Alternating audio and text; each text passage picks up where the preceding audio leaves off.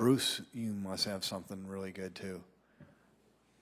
Of course I do. It's Bruce Danielson, and I guess I'm here to entertain you too. All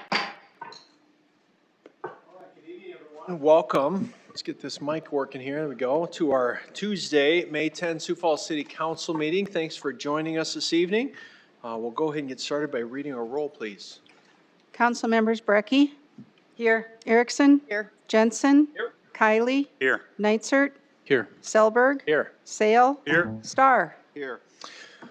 All right, our invocator, unless I'm missing him, did not make it tonight. So we're going to stand anyway. I'll just give the invocation and then we'll move forward with the meeting. So please rise for our invocation.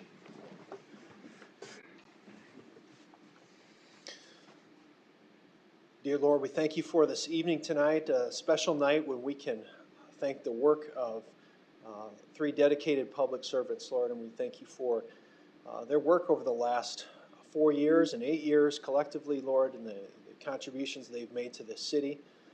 We know this work is challenging at times, and it takes us away from our families and from other activities, and we just thank you for their service. We ask that you watch over our meeting tonight. May our decisions be not ours but yours, and may you continue to bless this great city. In Jesus' name we pray. Amen. Please join me for the Pledge of Allegiance. I pledge allegiance to the flag of the United States of America and to the republic for which it stands, one nation, under God, indivisible, with liberty and justice for all. All right, I'll invite Councilors Sale and Jensen to join me up front. They have some presentations for our outgoing council members.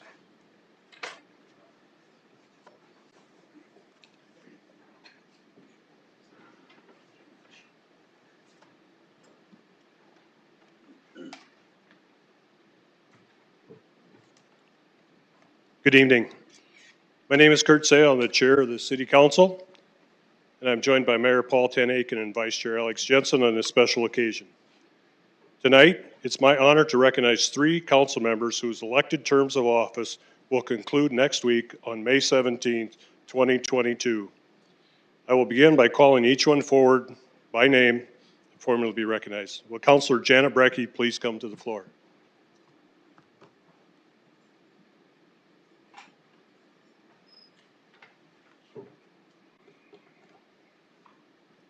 Janet Brackey was elected as an at-large city council member in 2018. During her council tenure, she served on the Audit Committee, Operations Committee, Legislative Work Group, Experience Sioux Falls Bid Board, Southeastern Council of Governments Executive Board, Municipal League General Government Committee, and Urbanized Development Commission.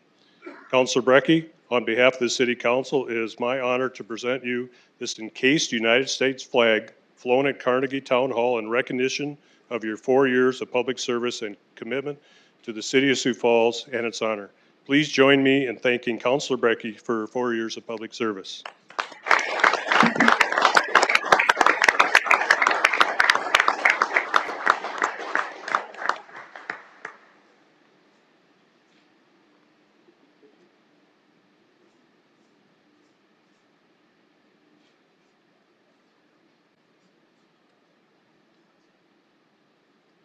Will Councilor Christine Erickson please come to the floor?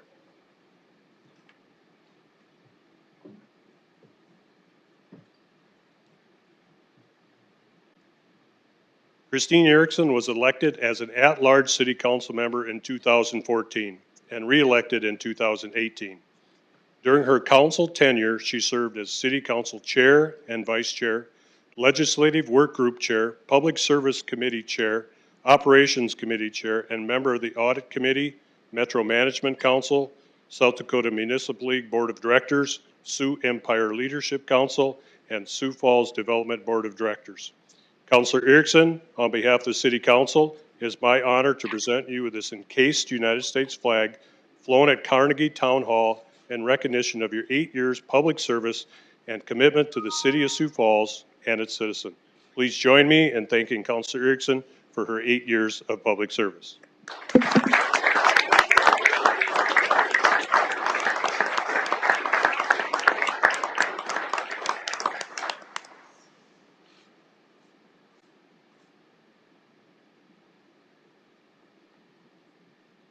Will Councilor Rick Kiley please come to the floor?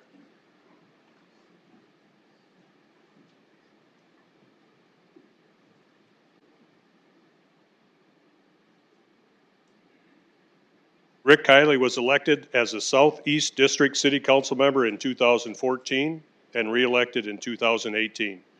During his council tenure, he served as City Council Chair and Vice Chair, Audit Committee Chair, Billboard Task Force Chair, Annexation Task Force Chair, Land Use Committee Chair, Operations Committee Chair, and member of the Boulevard Garden Task Force, Metro Management Council, Urbanized Development Commission, Southeastern Council of Governments Executive Board, and the Sioux Empire Leadership Council.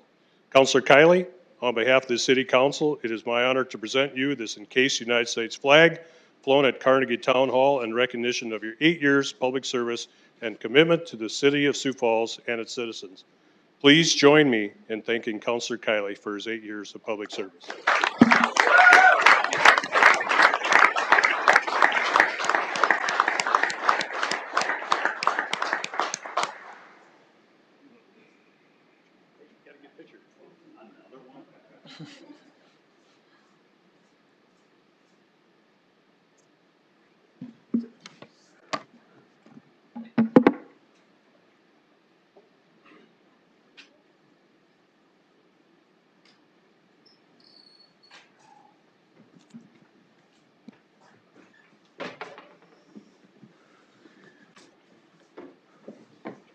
All right, thank you, Councilor Sale and Vice Chair Jensen for that. Now we get to give a point of privilege to each of those outgoing councilors to make a few remarks. And Councilor Brackey, we'll go ahead and start with you. Thank you, Mayor Tenhagen. Just a few words. I have seen this city for many years, and I've watched it emerge as what I now see as a beautiful city that is a blend of old and new. I think the city has done a fabulous job of keeping some old properties and preserving old properties and old things and keeping them in shape.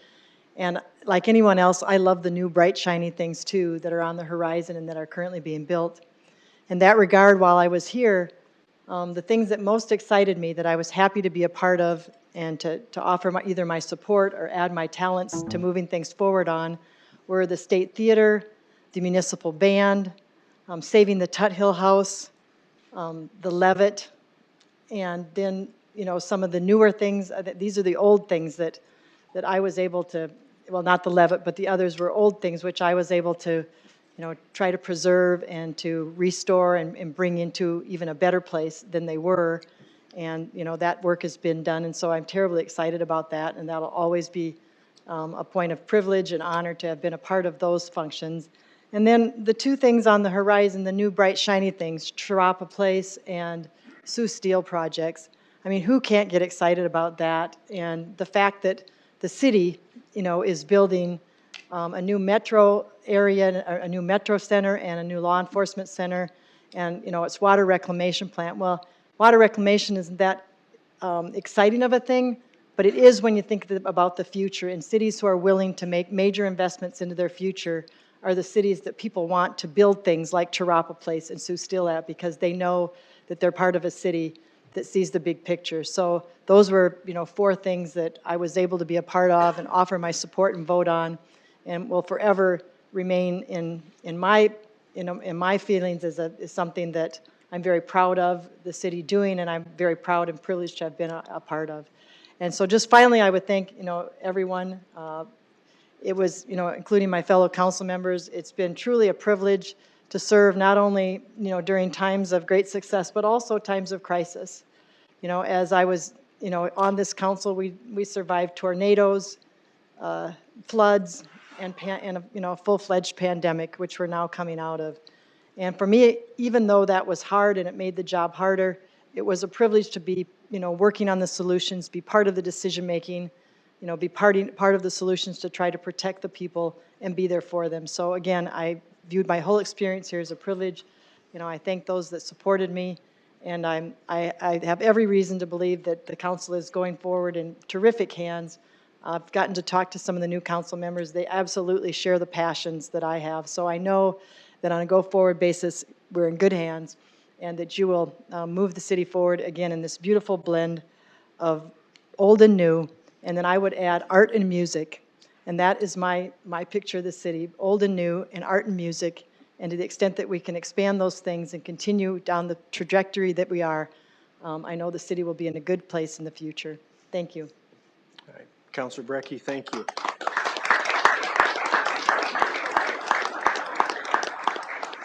Councilor Erickson? Thank you so much, Mr. Mayor. Thank you to this great city. It's been an incredible 8 years. When I started this, my kiddos were 3, 5, and 9. They're here today. 8 years later, you can do the math. Not only did I serve the last 8 years, but I served in the legislature prior to coming here, so 10 years total of service. I've poured my heart and soul into this city and this role. To those that agreed with me, great. To those who didn't agree with me, that's okay.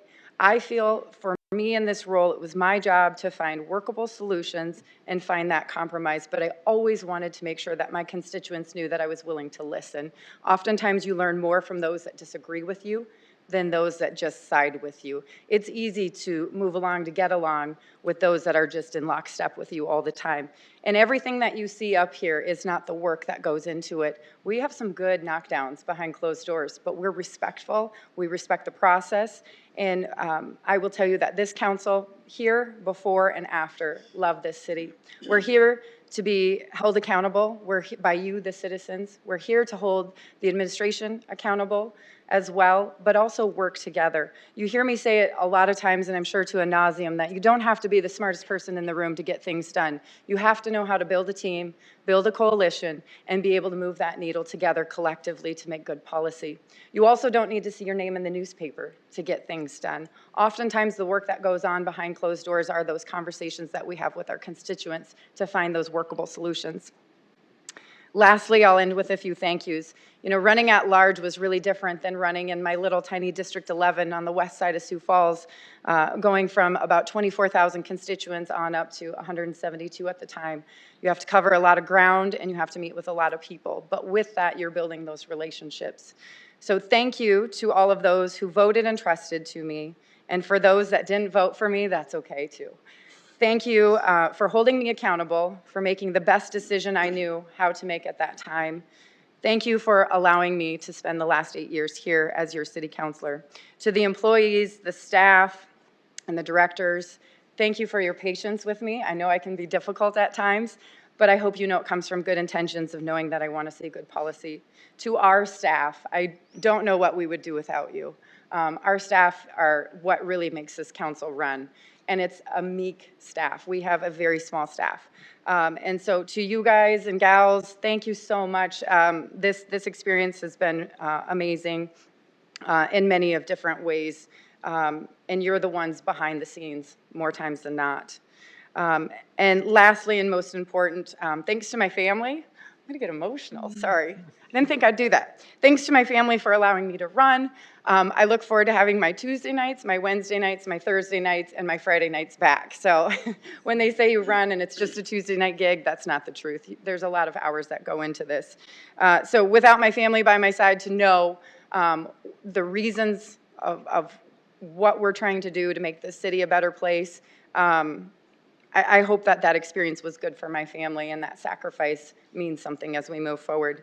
You're in a good place. You're in a good place with this mayor and this city council as well as the administration. So to those ever thinking about running again, don't be afraid, reach out. Anyone can run for office. You just have to put the work in to get it done. So thank you, thank you, thank you, thank you for this incredible experience.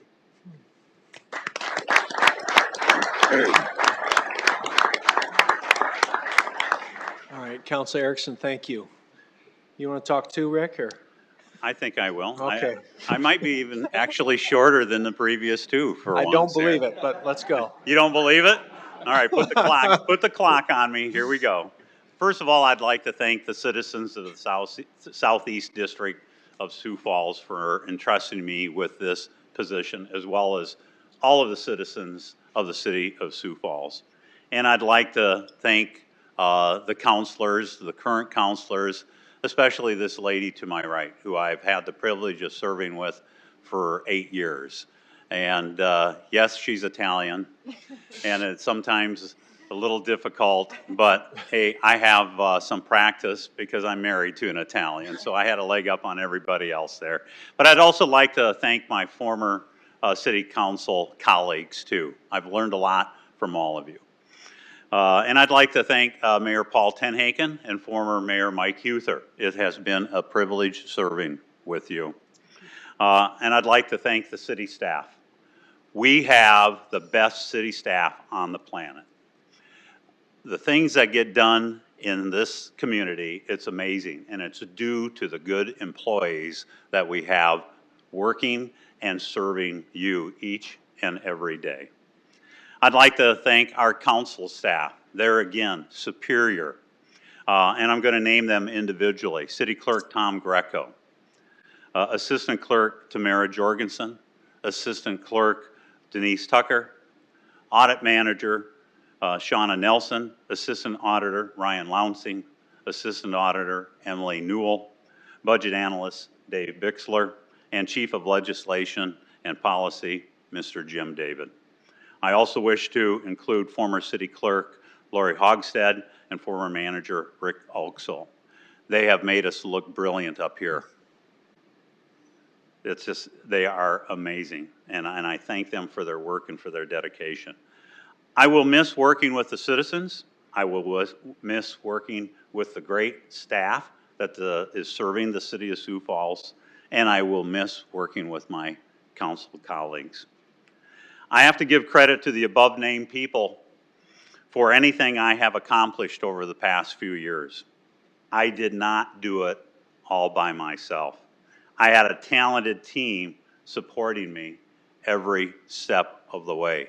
Most of the credit goes to the people that I have mentioned previously. I'd like to thank my close friends and my supporters. Thank you for your advice, even though I didn't always take it. Thank you for your support. No, Tom, I didn't always take your advice. Lastly, I'd like to thank my family, my sons, my daughter, and their families. But I'd especially like to thank my wife, Donna. Donna, your support and advice have been invaluable. I love you. Thank you for being there on this journey with me. People have asked me if I'm looking forward to the end of my tenure. I respond by saying, despite the challenges of the last few years, and there's been many, including floods, tornadoes, and a pandemic, I would do it all over again. I have loved serving my community. I have absolutely loved serving my community. Once again, citizens of Sioux Falls, thank you for the honor and the privilege of allowing me to serve in this role. It has been a great ride. Thank you, Councilor.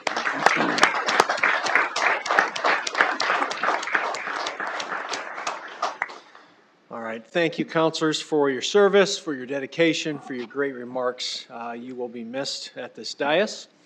But we also have, as we have outgoing councilors, we also have to look forward to the next generation of leaders. And so tonight we also have another special presentation. We're going to honor our first cohort for the Mayor's Youth Council. So I'm going to take a spot at the front, and we're going to call them up one by one.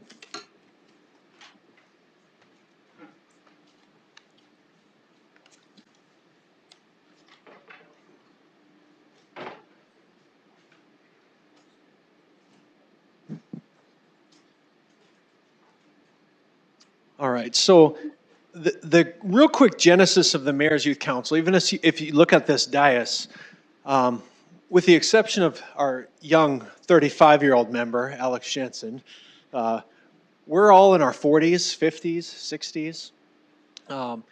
And we were missing youth voice at the table for decisions that we're making as an organization, decisions that we're making as a city. And we want to get more youth involvement in public service. And so the Mayor's Youth Council was born out of this idea of how do we get the next generation of leaders excited about what can happen in a city. And so we put out a call for entries and applications. We had a lot of kids across this community apply to be part of this inaugural Mayor's Youth Council. But from that, 13 young people rose to the top. And then the city moved forward with assigning 5 people, and I say assigning, they put their hands up in the air, who would help lead this mayor's youth council. There's a lot of work to be done to organize the meetings, the programming for these kids. And those folks, some of them are here. I just ask you to raise your hand and be acknowledged. Chris Myers is here from our water department. Holly Meyer is not here, but Holly's with our sustainability team. Dustin Hanson leads our street division. Lieutenant Andy Siebenborn with PD. And then Brianne Becker Connect with the mayor's office. Those folks help lead the mayor's youth council. And so for tonight, we are going to honor the first graduating class. I'm going to call you up by name. You are going to get a certificate of your completion of this inaugural cohort, but you're also going to get one of these challenge coins. So these coins are tokens that we give out on a fairly infrequent basis to people who represent the core values of our city. Our core values are safety, teamwork, innovation, character, and respect. And I can tell you from the time that I've spent with these young people, this is an amazing group of kids.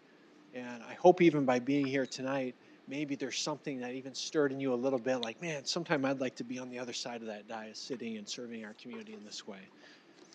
So with that being said, the first person I'm going to call up is Morgan Whiting, and you can clap after each person if you'd like. Morgan?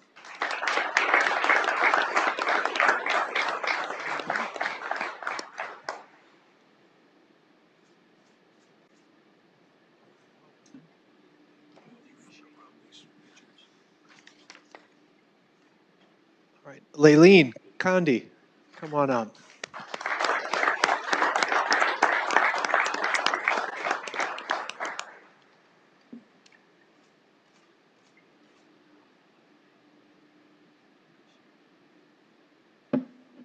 Malia Grigsby.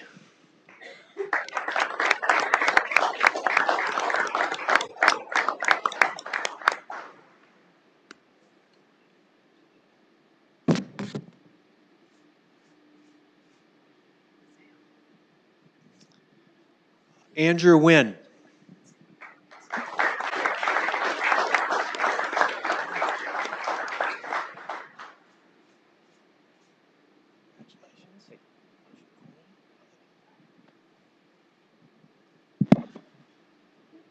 Aida Disanier.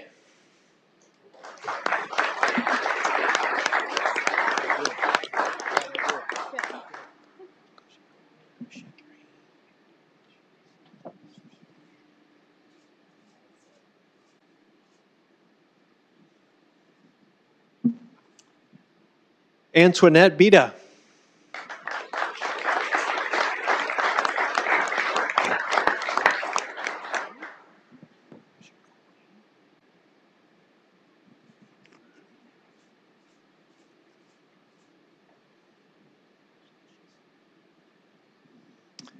Daniel Colby.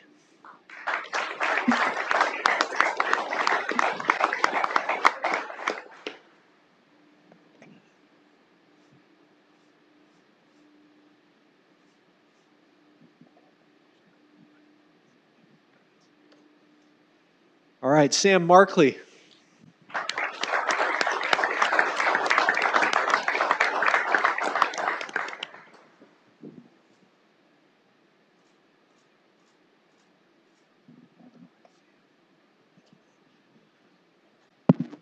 Michael Grismer.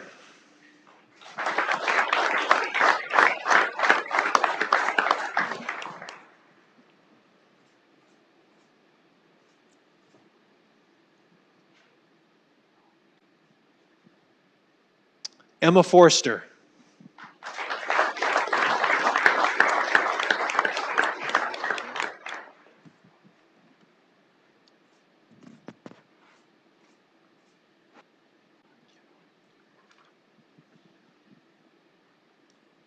And Riley Neff.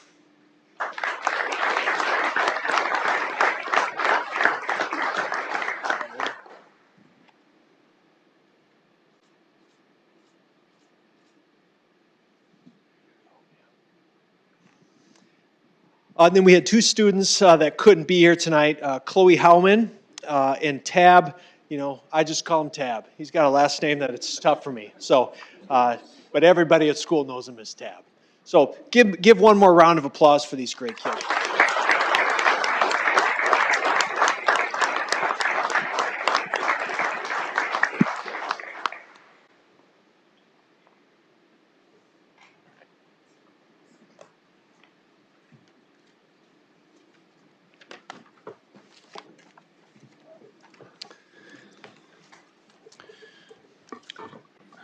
All right, we'll give a minute for some of our audience to resettle here.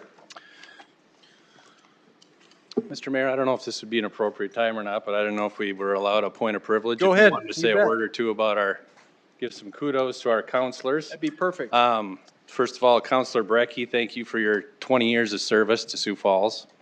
I know that you've always worked hard and diligently and done what you thought is right, and I know we've had a lot of good conversations and not always agreed, but I've appreciated you and your service, so thank you.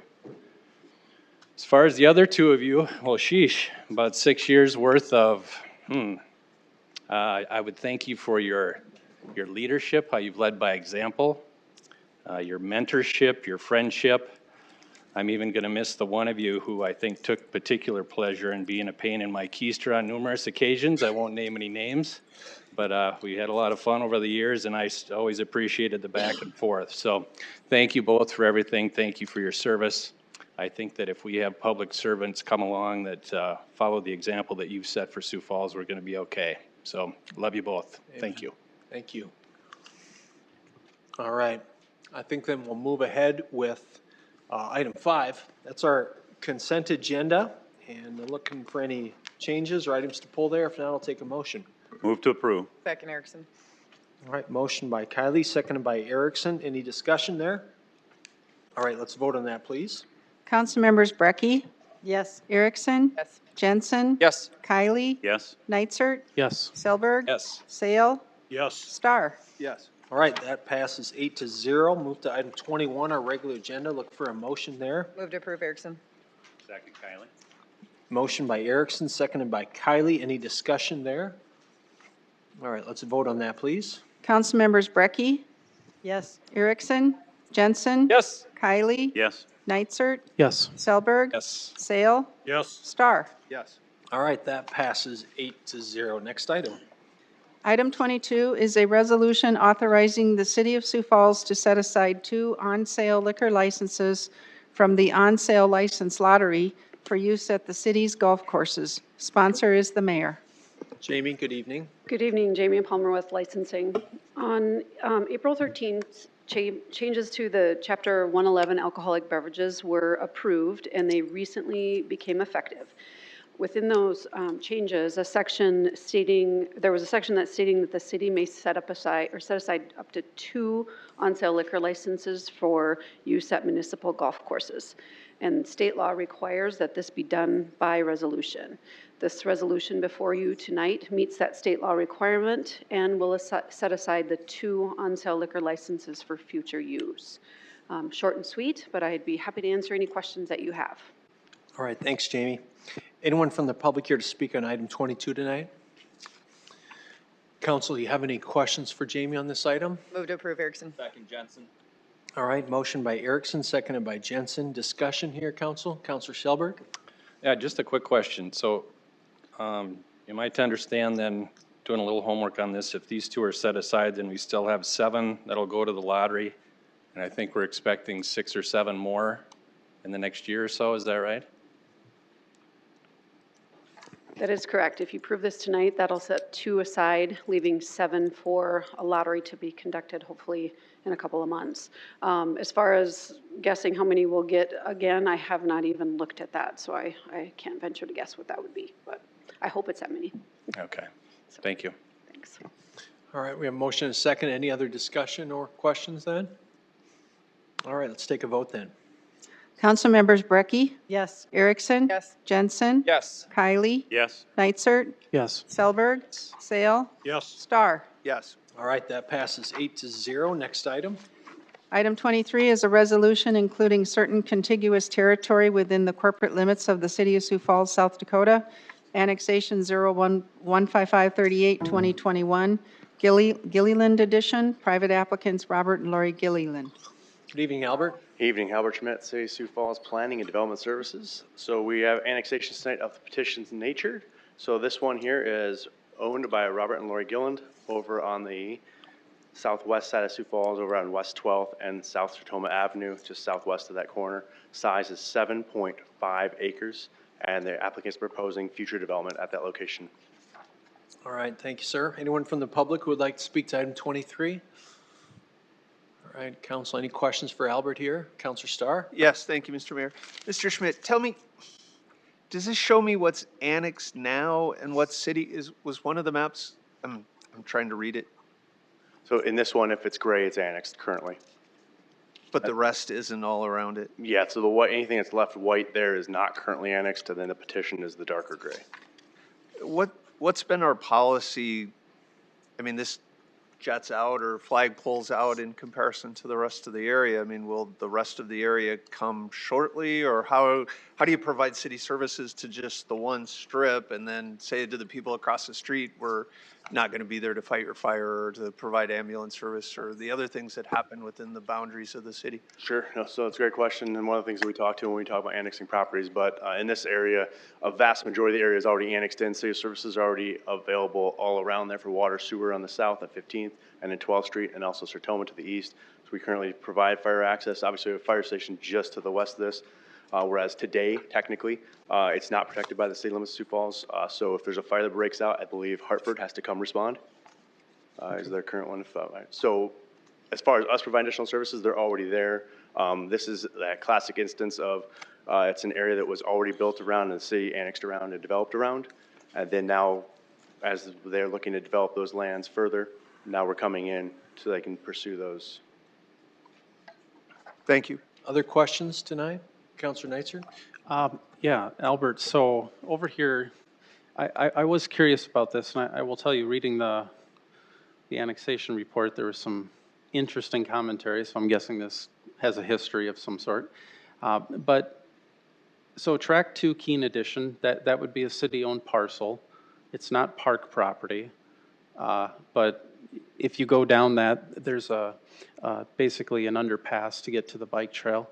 So is one going to potentially have like an access easement over our property to get out? And so like, what is 1 and 2? Where are they going to go? So with the owner owning all three pieces, works very nicely together because we are not looking to increase any additional access onto Sertoma Avenue at this location above and beyond what's there today for the existing maintenance of that. That's basically kind of a non-conforming standard, if you will. We don't want any additional connections there. So anything that redevelops here will then have access through basically parcel number 3.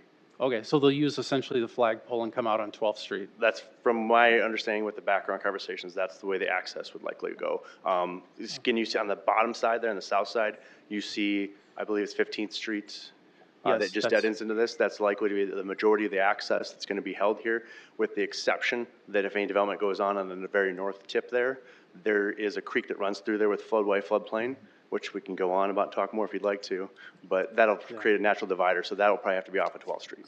So they'll also potentially access 15th Street as a way for their direct access. The majority as of well? that's going to be accessed off of that 15th dead end. Okay, that makes sense. Thank you. Yes. Other questions tonight? All right, look for a motion here. Move approval? Second, Jensen. All right, motion by Selberg, seconded by Jensen. Any discussion on it? All right, let's vote, please. Councilmembers Brackey, Yes. Erickson. Yes. Jensen. Yes. Kylie. Yes. Neitzer. Yes. Selberg. Yes. Sale. Yes. Starr. Yes. Okay, that one passes 8-0. Next item, please. Item 24 is a resolution including certain contiguous territory within the corporate limits of the city of Sioux Falls, South Dakota, annexation 016190, 2022, Hobson, Southwest 1/4, Northwest 1/4. Private applicants, Carolyn Hobson. All right, so this one's located in the southeast corner of the city, just out in the southeast corner of 57th Street and South Veterans Parkway. Currently, where we're going to be doing a big roadway project for the intersection here in the next couple of years. That's 38.3 acres in size, and the applicant is proposing a mixed use of developments with residential, commercial, and some offices at this point in time right now. All right, thanks, Albert. Anyone from the public here to speak on item 24? Council, got any questions on this one? Move approval? Second. All right, motion by Selberg, seconded by Erickson. Any discussion on that motion? All right, let's vote, please. Councilmember Brackey, Yes. Erickson. Yes. Jensen. Yes. Kylie. Yes. Nitzert. Yes. Selberg. Yes. Sale. Yes. Star. Yes. All right, that passes 8-0. Item 25. Item 25 is a resolution including certain contiguous territory within the corporate limits of the City of Sioux Falls, South Dakota, Annexation 016093-2022, Tract 2 Orcutt's Edition, private applicants Orcutt family, Turgeon family. All right, our last petition annexation of the evening tonight, located in the southwest corner of West 12th Street and South Ellis Road over there. Size is 14.2 acres in size, and the applicant is proposing a temporary access and then future storage units at this location just south of his existing development up the hill. All right. Anyone from the public here to speak on item 25? Come on up. Good evening, sir. Good evening. I'm Rich Larson, 46885 265th Street, otherwise known as Last Chance Auction Company. And so I am just trying to get my bearings straight as far as exactly what is getting annexed into the city. So is it to, and excuse my simple phrasing, Emma, is this to the west? Or is it to the east? Is it the big corner spot to the east? Is it directly to the west, or is it to the back of me? If you guys are familiar where Last Chance Auction is and everything like that, I'm just trying to get the geographical understanding of what is getting Albert, can you annexed come in. up here and maybe just speak to that? The dark gray is the annexed area, correct?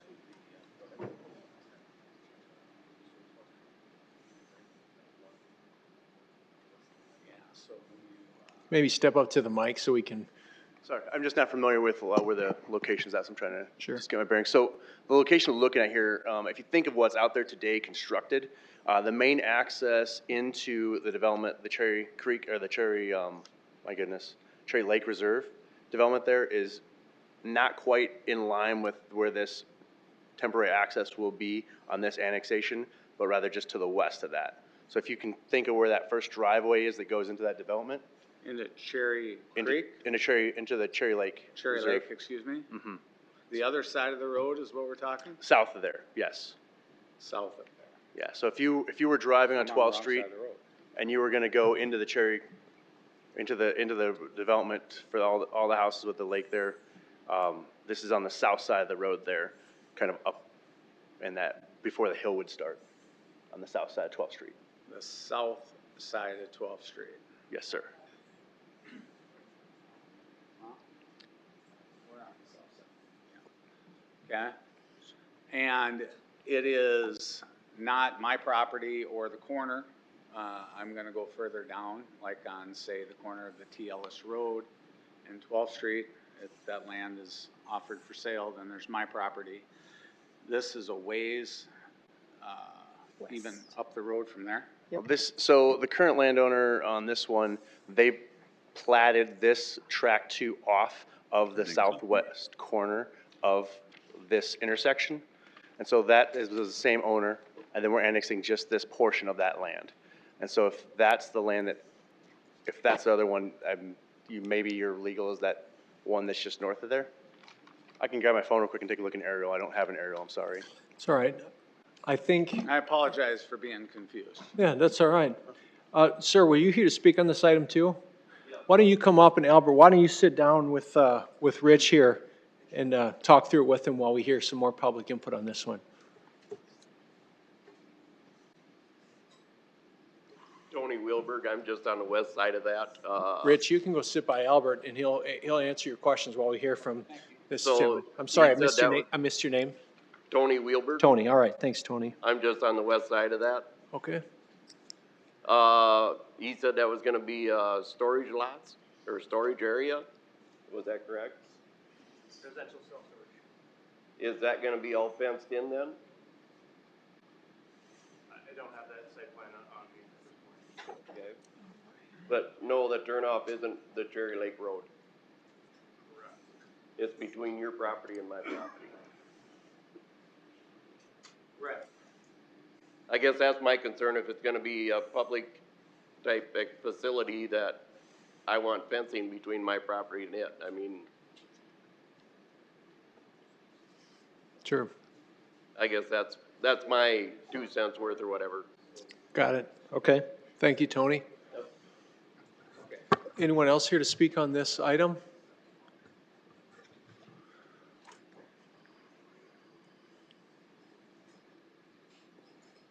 Good evening. Bruce Danielson. I live out in that area, and I'm looking at it, and I have no idea, looking at this drawing and what they were saying, which piece of property are we actually looking at? We used to have the ability to have somebody sit over here and put a mark. They would mark it as one of these maps so we knew what was what. I don't know if Last Chance is the second from Ellis Road, or if they're part of the addition there, or if this gentleman is the fourth one over going west. I mean, nobody's really explaining that to the rest of us, and we're all looking here like, what are we talking about? So the clarity on this thing is terrible. And Rick, years ago, made a comment about the drawings that I still remember because we share the same problem. We both have some color blindness issues. And I can't see the colors, if there are colors here, to tell us what's what. So some clarity would be really handy right now. Thank you. Anyone else speak on this item tonight? All right, let's maybe move into questions. The way we do this, Rick, just to keep the order, is public input is limited to once per. So, but if they have questions for you, they'll call you up. So we'll move to that. Councilor Neitzer, do you have any questions for anybody here? Sure, I guess I can maybe tee it up for Albert if they've had a discussion. I think the auto auction place is this one that has the ordinals on it or whatever, N285, E445. I'm getting a nod that that's correct. And I think there's a single-family house on the other side, that little parcel on the, what would be the left or the west side. And then there's like a little road that kind of goes, a dirt road that goes kind of deep in here to something, maybe a house way back there or something. So, no? Okay. All right. Well, so I think that's a single family. Albert, do you have anything that you want to add as far as whether I'm right about what's on either side of it? Just so we all have our bearings here. Yeah, so looking at the Google aerial of that side, the Last Chance Auto is right where you said it is, that text on the white box, just on the east side of the darkened area that we're looking to annex. And then this is also a little spot that will, I believe there's a small house there right now that'll come down for that temporary access, if I'm understanding Yeah, correctly. I kind of figured. And to maybe answer the other, residential self-storage would mean it'd have to have pitched roofs, shingles, it would have to have siding and looked kind of like garages, more or So less. generally speaking, you get those conditions, the pitched roof, that, you also brick facade facing the street, those kind of conditions. And I don't remember when you rezone it, if it's, what it's going to be rezoned, if there'd be a buffer yard required where there would be a fence. I guess we could look. I believe the rezone is likely going to be office. I don't know for 100% certain. Yeah. But then that would then put it as BCF 1, which would probably put you at a level A buffer yard with those adjacent residential DD2s or single-family homes. So there could be like a 4-foot, I mean, in my It could be a experience, burn I've or usually fence. seen like a 4-foot fence, usually when they're abutting residential, but Yeah, but again, most of the time with these ones, you're not doing like storage yards. no, it's all indoor storage. Yeah. It has to be stored indoors, I believe. There's Yeah. no outdoor storage. And no businesses run out of them or anything like that. Yeah, okay, thanks. Mr. Mayor. Councilor Starr? If I could, I have a question for Mr. Law. Larson, but I'm thinking. Sorry, I'm in the business. I'm gonna charge you for the advertising. You wouldn't believe the people who are there. I'll take it. Sorry, Rich. Do you understand what we're doing? Because I'm still getting there, so. I think I do. okay? I'm just gonna, again, in my simple way of doing things, just right to the west of my auction facility, there's a residential home. And what I believe has happened, I heard a rumor anyway, that it was purchased by possibly the Orchid or the Turgeon family. Maybe Turgeon is the residential person that lives there right now, they're probably gonna push that house over, and then a road, I guess, is gonna be created to drive up to the back part of that property. Am I correct on that? Okay? I don't know. If it's just a road or if there's buildings in there, I haven't heard any of that. Well, yeah. Look And- towards Albert and see if he nods. Got that? I think it's gonna be a driveway access to get out, to get kind of back there, because if you guys are familiar with the facility, a new apartment building and everything has went up on top of that hill there.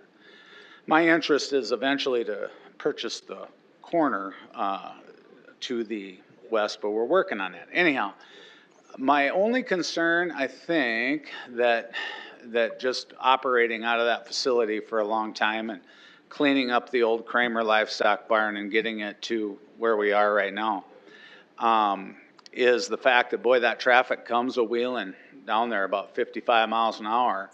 And it's definitely, you know, that if you're gonna start turning off and going up, I guess, I don't know what that's gonna do or anything like that. So just a few things. First of all, thank you very much for clearing up exactly where this was gonna happen and how it was gonna happen. And so that little piece is the only part that's getting annexed into Sioux Falls. All remains zoned ag, just like I always am right now, so there's no changes of that. Okay? Correct.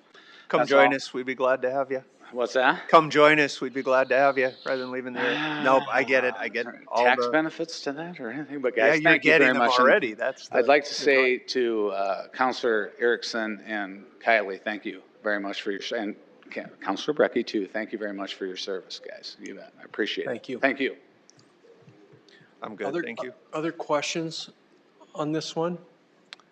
Just a Counselor brief Kylie? comment, and basically what we're doing is just authorizing the annexation of the property. We are not authorizing any site map or anything of that nature. Right. Someone want to make a motion on this item? Move to approval. Second, Jensen. All right, motion by Kylie and seconded by Jensen then. Is there discussion here? All right, let's take a vote, please. Councilmembers Brackey, Yes. Erickson, Yes. Jensen, Yes. Kylie, Yes. Nitzert, Yes. Selberg, Yes. Sale, Yes. Star. Yes. All right, that passes 8-0. Next item. Next item is 26, a resolution of the City of Sioux Falls, South Dakota, correcting the legal descriptions and Exhibit A in Vacation Resolution Number 2322. Sponsor is the mayor. Good evening. Good evening, everybody. Travis Larson, City Engineering.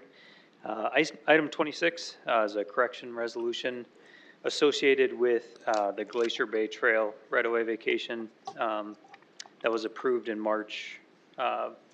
Upon filing, the Register of Deeds found a incorrect legal description, and so this is basically amending that resolution and cleaning that up. All right, perfect. Anyone from the public here to speak on item 26 tonight? Council, you got any questions here? Move approval? Second, Brackey. Motion by Selberg, seconded by Brackey. Any discussion? All right, let's vote on that one, please. Councilmembers Brackey, Yes. Erickson, Yes. Jensen, Yes. Kylie, Yes. Nitzert, Yes. Selberg, Yes. Sale, Yes. Star. Yes. All right, that passes 8-0. Next item. Item 27 is a resolution approving the release of part of a permanent utility easement located in Track 2 and Track 3, Highland Heights addition to the City of Sioux Falls, Minnehaha County, South Dakota. Sponsor is the mayor. So item 27 is located up in the Highland Heights subdivision. It's kind of in between Cliff Avenue and I-229, north of the Big Sioux River. And essentially, in June of 1990, this right-of-way was vacated, and this easement was a remnant of that. And the property owner is looking at cleaning this up so he can put some more housing on there. And we've contacted utility companies, and no issues were found there. So engineering supports vacating or releasing this easement, and I'd like your support as well. All right, perfect. Anyone from the public here to speak on 27? Council, do you have any questions here? Move approval, Jensen. Second, Erickson. All right, motion by Jensen, seconded by Erickson. Any discussion on that motion? All right, let's vote, please. Councilmembers Brackey, Yes. Erickson, Yes. Jensen, Yes. Kylie, Yes. Nitzert, Yes. Selberg, Yes. Sale, Yes. Star. Yes. All right, that passes 8-0. Next item.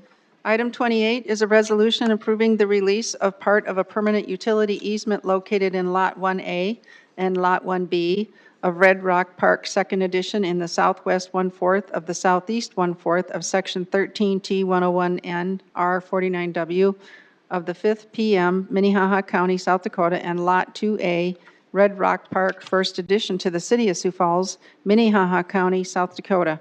Sponsor is the mayor. Again, this one is located, another easement release located at Arrowhead Parkway and Foss Avenue. It's a 10-foot utility easement that kind of runs through the middle of the site, the old Arrowhead Parkway alignment. And so the property owner in the corner is looking at redeveloping this site and looking at removing this easement. Again, with this one, utility companies were contacted and no issues were found there. So engineering supports releasing this easement and look forward to your support as well. All right. Anyone from the public?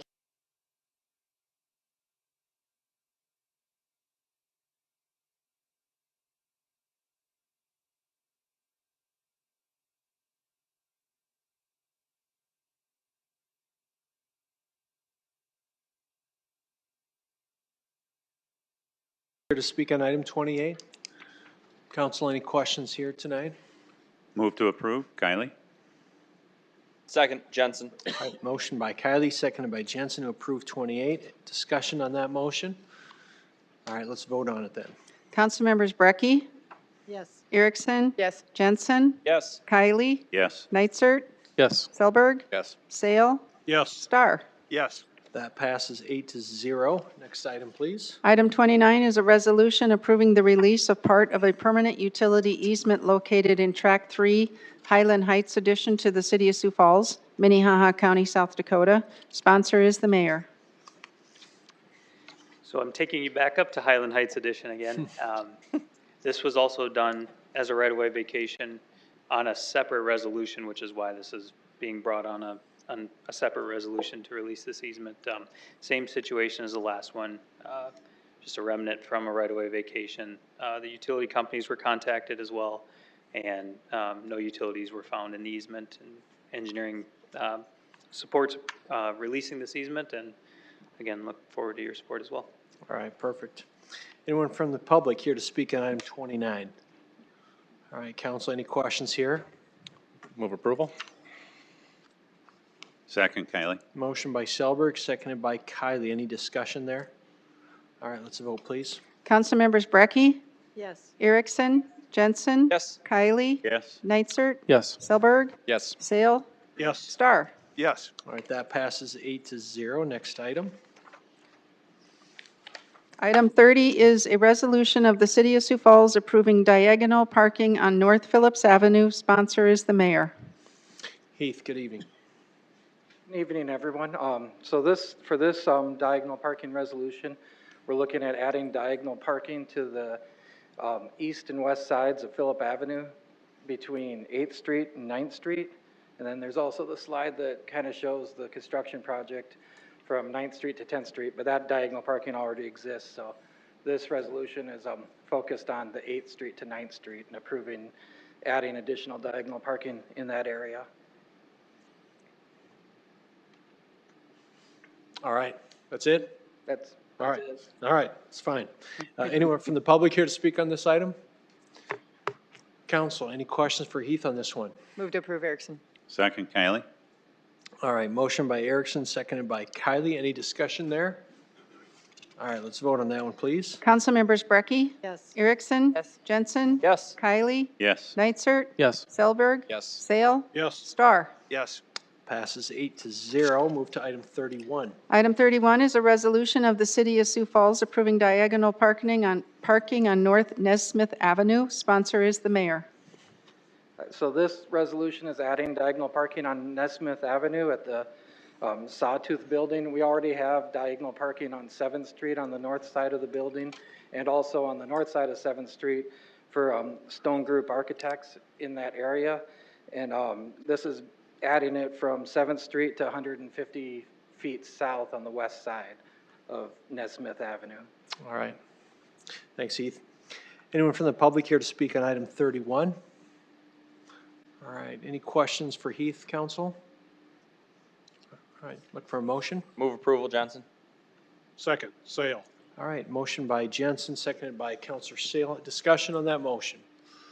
All right, hearing none, let's vote on it, please. Councilmembers Brackey, Yes. Erickson, Yes. Jensen, Yes. Kylie, Yes. Nitzert, Yes. Selberg, Yes. Sale, Yes. Star. Yes. All right, that passes 8-0. Item 32. Item 32 is a resolution of the City of Sioux Falls approving diagonal parking on South Grange Avenue.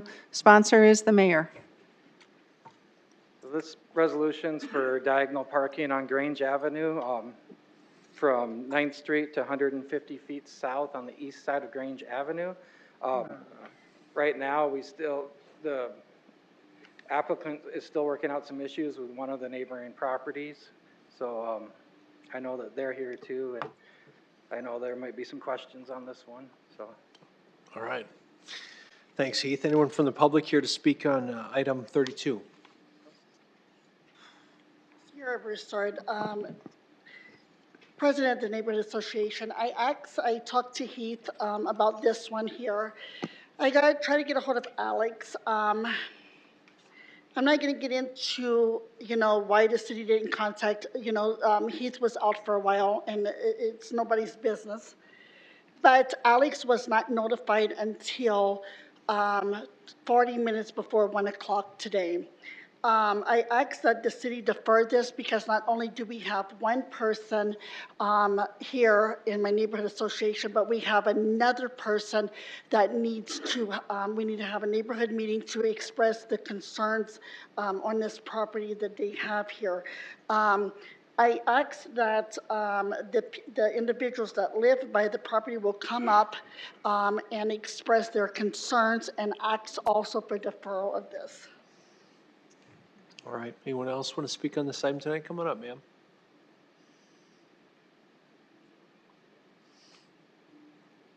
Good evening. Good evening. I'm Lisa Rang, and I live at 116 South Grange, which is right next door to this property. I have a daycare, and I feel that diagonally parking is going to cause some problems for us for backing out of our driveway, because we won't be able to see down the street. And then also, my clients also park in the driveway sometimes, and they'd have to back up too with their children. And we've been looking at it, and I do have pictures here that I'm concerned about, and that's why I'd like to have it deferred also, because Alex isn't being able to be here, and we'd like to discuss a little bit more about it. Got it. Okay. If you want, you can start those pictures at the end here, and we can route them around while we're discussing this item. So you want to give them to Counselor Starr, and they'll take a look at them. Anyone else here to speak on this item tonight? Come on up, sir.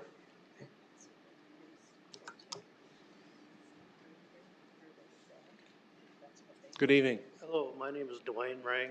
I'm actually Lisa's husband, and my only concern is our driveway.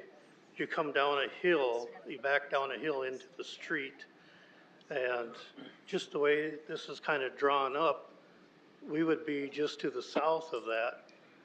And backing down that hill, it's going to create a blind spot. Just as you get to the street, we won't be able to see any oncoming traffic from the north. And I've talked to Alex about this, and we had planned on getting together to see if we could work something out together. And we just found out last night that this meeting was today. Got it. And we'd like to have a chance to meet with Alex and to see if we can work something out. Yeah.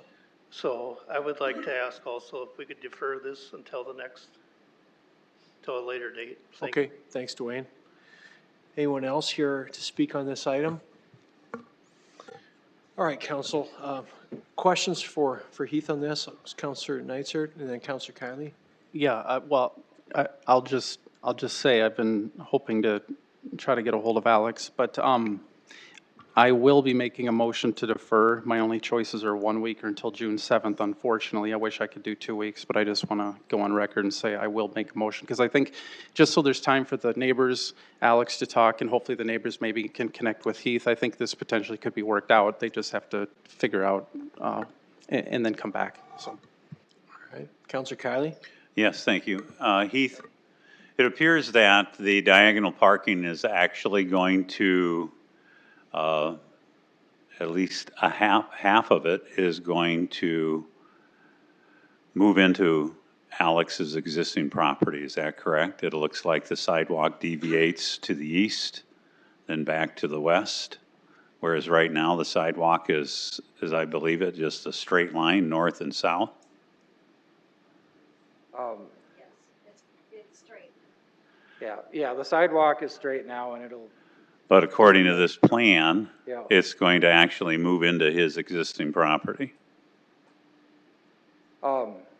it's, the property line is, Or at least It's- up it's to the on- right of way. it's right on the edge of the diagonal parking there.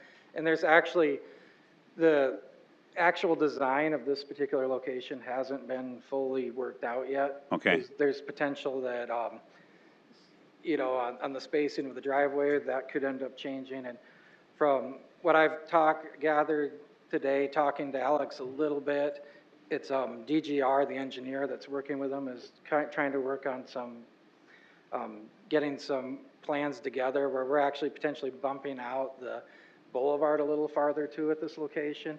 And so they're trying to get those plans together so they can meet with the property owners and kind of try to iron everything out, so. Sure. No, I think I can agree with a proposed deferment, but as it's designed right now, that would alleviate some of the issues with obstructing the view of traffic, especially if it's indenting inward. Yeah. Then it's not going to obstruct any more than what a car parallel parked would today. But that still hasn't been worked out, so I think it's probably a good idea to defer. Yep. Thank you. All right.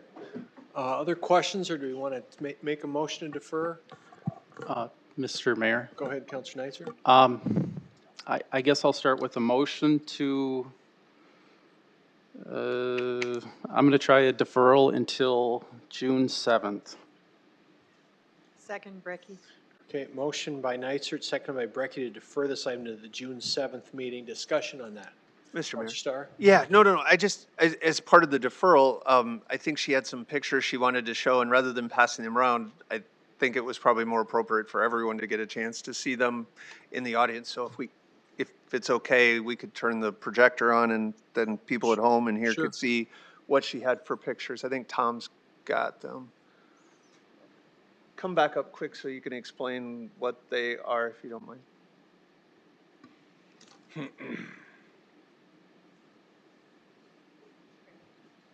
Yep, just go. All right, go ahead and tell us what we're looking at there, ma'am. Okay, this is off of our driveway. Our driveway is right there. Where the circle is, we measured into 14 feet off of the curb, and that would be where the parking would start from, if you drove in. And if you can see there, there's not going to be much way to see there. Our driveway comes off of a hill.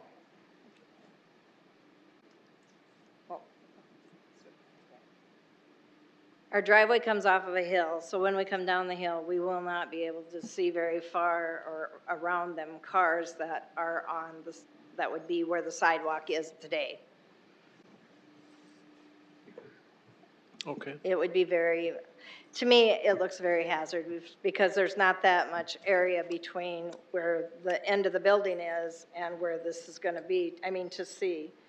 And then if there's SUVs parked there or pickups or whatever parked there, there's no way we're going to be able to see around it to see if there's any traffic coming. And I think it would be kind of hard for the other people also coming off of 9th Street from the east to see around the vehicles, either to see around the vehicles, to see if they are clear or not. Thank you. Thank you, ma'am.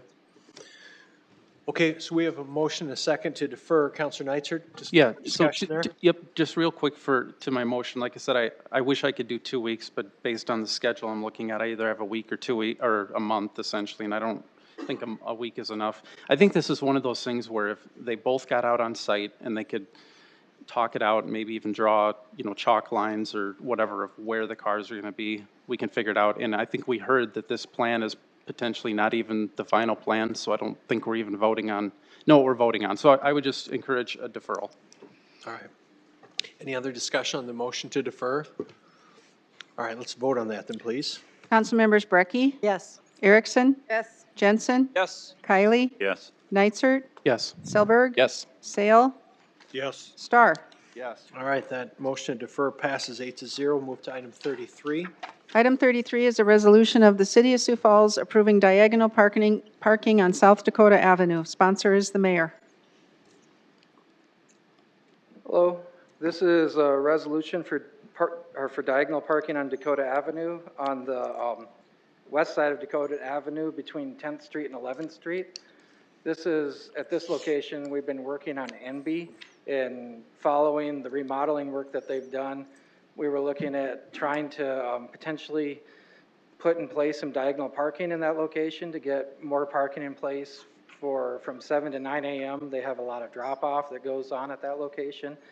And then they're also looking at, when we started discussing it, the conversation came up about potentially doing back-in angle parking at this location because they do their Dress for Success at this location too. And then that way people would be unloading and loading their trunks from the sidewalk instead of from either putting things in the side of their car, behind the car. So that's kind of where that came in. We're planning to actually put this in place with some temporary pavement markings this spring if this is approved, and then it could be changed if we needed to look at it a different way. But it's just something that when we were talking about their needs, it's something that came up that maybe they could try this. So Great. All right, thanks, Heath. Anyone from the public here to speak on item 33?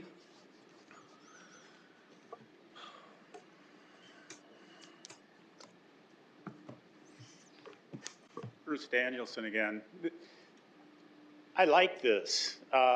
One of the things that very few people in Sioux Falls really understand is what great ideas come from the work that Heath has been able to bring up into the city. He and his people have worked, I think this is a wonderful idea because when you're driving and trying to load a trunk, pulled in, people get hit when they're trying to lift big items into a trunk. It also reminds me of what Zach DeBoer and a bunch of the people did up on North Main when they were trying to work with that building. And I used to love backing into my spot there because I could actually see what was going on. Wintertime with bad roads that we often can have, you were able to move straight out without having to interfere with traffic. So I hope this goes through. Thank you. Anyone else here to speak on this item? All right, Council, you have any questions for Heath on this? Councilor Neitzer? Heath, where the circles are indicated, are there going to be like pylons or something to direct traffic, or what is initially that? we were going to put in some temporary delineators, but we actually got a grant last year from AARP for these design line curbing type things that they're kind of these fancy looking lane separators with delineators and whatnot on them, and we're going to actually put one of those at this location and test it out there. Oh, perfect. And to the point of the speaker, that this was done up by the bakery. Yep. What was the bakery at the time? And then this is what would be kind of an example of kind of a tactical thing where you can try it for very low cost and you can adjust. So, great idea. Thank you. All right, any other questions for Heath on this item? All right, look for a motion. Move approval, Jensen. Second, Brackey. All right, motion by Jensen, seconded by Brackey. Any discussion there? Counselor Kelly, excuse me. Heath, if you do reverse back in, you plan on reversing those lines? The reverse diagonal parking? Your diagonal lines would be running the other direction, would they not? It's a one-way Yes, to, to back in. well, our Dakota's a one-way, so everybody's going to the right on the screen. Okay, that's right. I'm looking at the one way the wrong way. Thank you very much. Yep. All right. The wrong way, one way. Any other discussion there? All right, let's vote on that, please. Councilmembers Brackey, Yes. Erickson, Yes. Jensen, Yes. Kylie, Yes. Nitzert, Yes. Selberg. Yes. Sale, Yes. Star. Yes. Okay, that passes 8-0. Item 34. Item 34 is a resolution of the City of Sioux Falls approving diagonal parking on East 6th Street. Sponsor is the mayor. So for this resolution, we're looking at putting diagonal parking in on 6th Street from First Avenue to Weber Avenue, which is actually more the area between the bridge and the railroad where the parking will work out. This is part of a construction project that we'll be doing on 6th Street in the next year or two. And in this spot, talking to the adjacent property owners with some of the potential shops and things that they were looking at having in place, the conversation was doing back-end angle parking at this location too. And then also on the north side of the street, if we did regular parking, you don't quite back all the way to the railroad, but you get close. And that's one of our stipulations in our diagonal parking ordinance is not putting it in a place where you'd back across the railroad track. And so it kind of made sense if we were going to look at it on the south side that we would look at it on the north side too, between the shopping and the railroad and not having people back over that crosswalk then too for the trail. So. All right, thanks, Heath. Anyone from the public here to speak on 34? Council, any questions for Heath on this one? Move to approve. Second. Motion by Kylie, seconded by Erickson to approve item 34. Discussion on that motion? All right, let's take a vote, please. Councilmembers Brackey, Yes. Erickson, Jensen. Yes. Kylie. Yes. Nitzert. Yes. Selberg. Yes. Sale, Yes. Star. Yes. All right, that item passes 8-0. Next item, please. Item 35 is a resolution of the City of Sioux Falls approving diagonal parking on East 7th Street. Sponsor is the mayor. So for this resolution, we're looking at adding diagonal parking on 7th Street from Phillips Avenue east for about 160 feet at the 7th Street cul-de-sacs. Basically, the idea is to try to, as we're rebuilding the 7th Street cul-de-sac, get more parking in this area that the public can access to access the trail and the arc and everything that's in that area. So. All right, thanks, Heath. Anyone from the public here to speak on item 35? Council, any questions for Heath on this one? Move to approve, Erickson. Second, Kylie. Motion by Erickson, seconded by Kylie on that. Any discussion there? Take away their last vote. All right, let's vote, please. Councilmembers Brackey, Yes. Erickson, Yes. Jensen, Yes. Kylie, Yes. Nitzert, Yes. Selberg. Yes. Sale, Yes. Star. Yes. Okay, that passes 8-0. Council, any new business for us to cover tonight? All right, let's move to public input. Just a reminder, public input will last no more than 3 minutes per person, and the public is welcome to talk about any item we didn't talk about earlier this evening, so come on up. Good evening. Good evening. I'm Phyllis Ahrens. I live in southeast Sioux Falls. As many of you know, May is Mental Health Awareness Month. Tens of thousands of Sioux Falls citizens live with a diagnosable mental illness. Empire Mental Health Support exists to be a resource for the community. Our leaders and members live and work in the Sioux Falls region, so they know where to go for help. They are committed to partnering with service providers to improve the system of care where improvements need to be made. We don't have all the answers, but we do bring a first-person perspective to many conversations and problem-solving meetings. Our leadership is comprised of very committed and passionate volunteers. We remind ourselves of the saying by Margaret Mead, "Never doubt that a small group of thoughtful, committed citizens can change the world. Indeed, it's the only thing that ever has." Empire Mental Health Support is the only local group of committed citizens working diligently to change the world for those who are directly impacted by mental illnesses. As Empire Mental Health support grows, we plan to expand our reach beyond our current support groups to working more with the community to address the needs and to help meet them. We offer support for people living with mental illnesses and their family members. Because I'm running out of time. Again, we are the Empire Mental Health Support is the local group working with local community to help Sioux Falls and the region help people recognize that they need treatment, that treatment is okay, that the brain gets ill just as well as any other part of the body. So during May and every other month, please be kind to your mind. Thank you. All right, thank you. Anyone else for general public input tonight?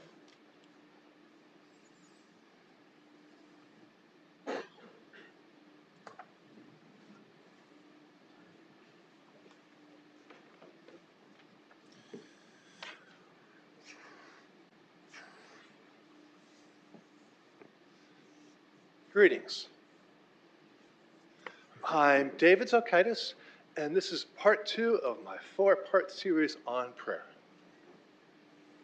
The story starts years ago when I was in Pittsburgh, years ago, and I was invited to give testimony at a church. And I thought, oh my gosh, what a marvelous opportunity. I got there, and they didn't want me, so I was bummed out. A word of caution, there's some Old Testament fire in this prayer. We stand in this pulpit to give our testimony of faith in Jesus the Christ. I stand before you in the name of God, so you bring your faith to action. Christians with faith but no works of love are like empty wineskins drifting in the desert winds. I implore you to pour the vitality of divine life into your vessel. Feed the fire of divine purpose and help me shine the light of truth on our troubled world. With God's healing word as our guide, with love in our hearts, we can change this world. We must. For we are not fighting against flesh and blood enemies, but against evil rulers of the unseen world. Yea, though I tread the halls of greed, though I speak truth in the den of corruption, I fear not, for I am clothed with God's eternal light. Princes use oppression, commit robbery, and mistreat the poor and needy, and they wrongfully oppress the stranger. You have forgotten me, says the Lord God. Our Father who art in heaven, hallowed be thy name. Thy kingdom come, thy will be done on earth. For we are called to create God's paradise on earth, all of us. We are called to feed the hungry. Strangers are to be welcomed. Lonely prisoners should be consoled. For whatever we do to the least of us, that we do unto Jesus. Arise, O my people, arise. Seek truth and goodness, for the law of God is above the law of men.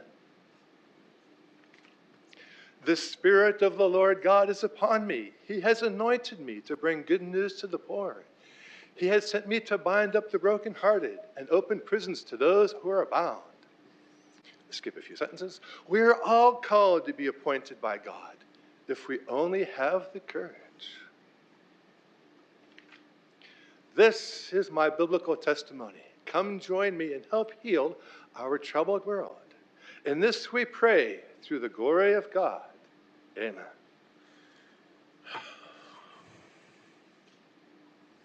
Anyone else for public input tonight? All right, seeing none, I'd take a motion to adjourn. Come on up then, we're going. Come on up.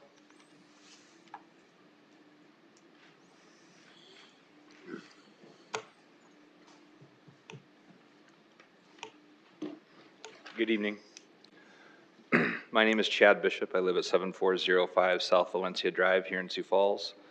Tonight, I'm again asking you to alter the city's COVID-19 vaccine outreach campaign to inform parents of their ability to screen their child for prior immunity before having any of the COVID-19 vaccines administered to them.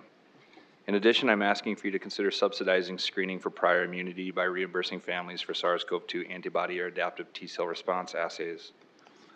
I would like to draw your attention to the CDC's Morbidity and Mortality Weekly Report from April 26, where they highlight their use of screening for anti-nucleocapsid or type N antibodies to determine that 75% of children have been infected with SARS-CoV-2. This is just one of the 28 antibodies that are not conferred by administration of the COVID-19 vaccines on offer. Given this study and the probability that children in Sioux Falls are already likely to have natural immunity, what is the benefit to them to receive additional vaccination? Given the risk stratification for COVID-19 that we've covered here a dozen times, what is the risk and what is the reward specifically for children? I would remind you that the risk of vaccination is not zero. I'd also like to draw your attention to the Reuters report this week with a headline stating the U.S. limits the use of the J&J's COVID vaccine on blood clot risks. Jobs were threatened and coercion employed when the vaccines purportedly prevented infection and transmission. No consideration to previous infection given. Remember that? Pure science. How many folks do you know who contracted it post-vaccination? It should be obvious this was a despicable and ridiculous policy. Now, in hindsight, it was obvious then.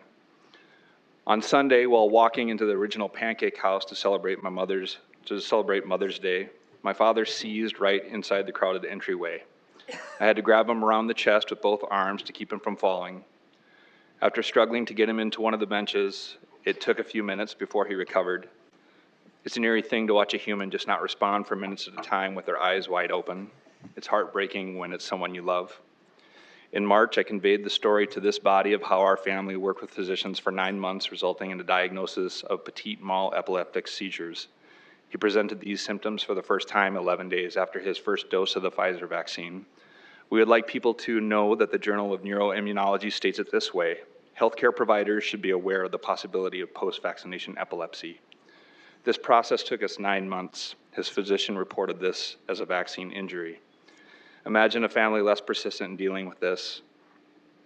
One physician tried to intimidate my mother to stop. The day after this statement to this body, the first Freedom of Information Act data dump from the Pfizer approval submission was provided.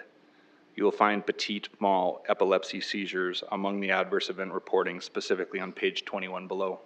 Thank you for your time. Thanks, Chad. Anyone else for public input tonight?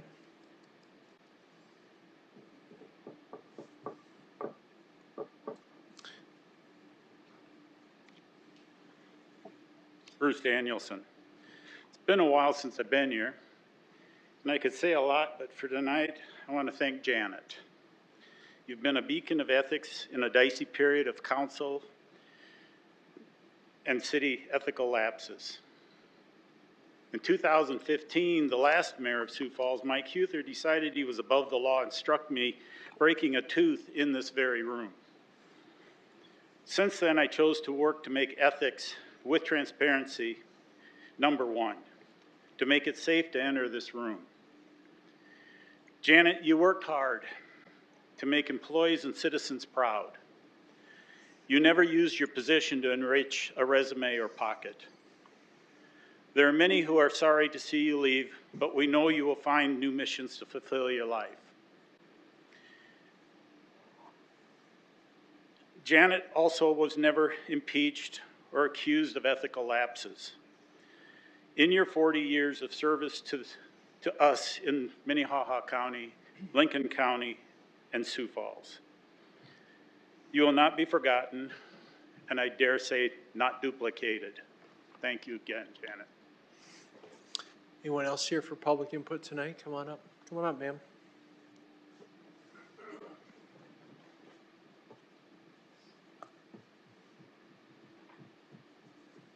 Good evening. You probably recognize me, Carol Gary. I live at 700 North Columbia Drive. I've been working on this project for about 1.5 years, and actually my first encounter was with the mayor. And I had one of these 15-minute opportunities to visit with him, and he very diplomatically basically said, you don't know what you're talking about. And hindsight, he was right. He was very accurate. I didn't have the information I needed to present this. And what I'm finding is bean counters are extremely important, as much as they are beloved by all of us. And one of the things I've printed out is the difference between my water bill as a single person living in a home, 700 North Cumberland Drive. My water bill is $17.64. Mobile home parks, some of them are metered, some are not. The majority of them are not. A single person like myself, water bill, $82.60 a month. These are not wealthy people. These are not people that are middle income or high income. And I think it's up to us as a city to provide for every family. We are family friendly, as our mayor had said in one of his speeches. And I think this is important that we approach these 3,000 mobile homes in this city, 13 parks. And many of them are single parents with small children. I just think it should be equal. I think we need, and waste management or water management is important. If I get a bill that is the whole community, how do I know why my bill went up last month? I knew when my bill went up last month because I had a leak. 1,500 gallons were gone, but I knew that. And you don't know that. One of our managers of the park said to me, he's meticulous and he's a little bit obsessive. He reads a meter every week. 1 week, 800 gallons more than what's normal. These people don't have swimming pools.